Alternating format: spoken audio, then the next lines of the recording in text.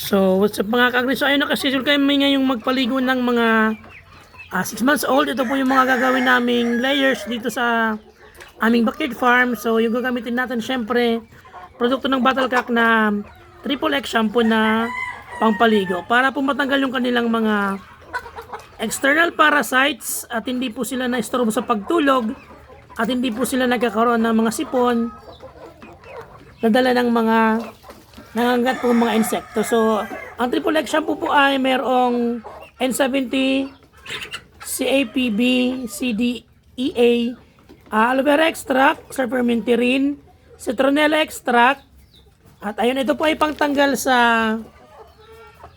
mga red mites, hanip, garapata at leg mites. At ito rin po ay nakakatulong sa pag-iwas sa heat stroke sa mga manok dahil po mainit pa rin yan kahit medyo umuulan na, mainit pa rin ang panahon, kaya yun, kailangan po natin magpaligo ng ating mga manok.